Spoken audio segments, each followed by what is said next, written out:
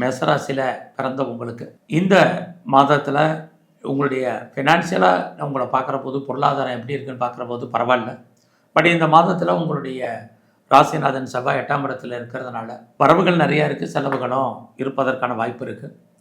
இந்த மாதத்தில் உங்களுடைய முயற்சிகள் பார்த்தீங்கன்னா 11ஆம் தேதிக்கு அப்புறம் நீங்கள் எடுக்கக்கூடிய காரியங்கள் அத்தனையும் சக்ஸஸ்ஃபுல் ஆகும். ஸோ லைஃப்பில் நமக்குன்னு ஒரு எய்ம் இருக்கும், ப்ராஜெக்ட் இருக்கும். அதை சக்ஸஸ் பண்ணுறதுக்கான வாய்ப்பு எப்போ இருக்குன்னா நவம்பர் 11க்கு அப்புறம் உங்களுக்கு இருந்துக்கிட்டே இருக்குது.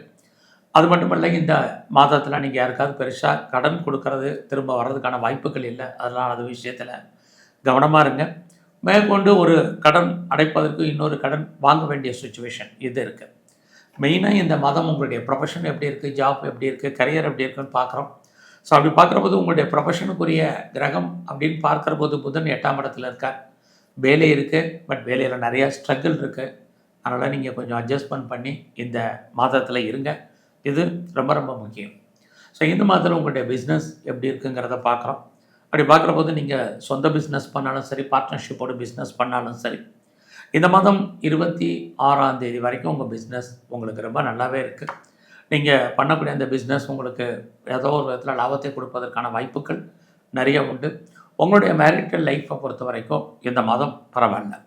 ஸோ இந்த மாதத்தில் உங்களுடைய 5ஆம் இடத்துல கேது இருக்கிறது. ஸோ உங்களை பொறுத்த வரைக்கும் எதிர்பாராத என்டர்டெயின்மெண்ட் இருக்குது. டூர் அல்லது ட்ராவல் போகிறதுக்கான வாய்ப்புகள் நிறைய உண்டு. ரொம்ப நாளாக குழந்தைக்காக காத்துட்ருக்கிறவங்க இந்த மாதம் கொஞ்சம் வெயிட் பண்ணுங்கள்.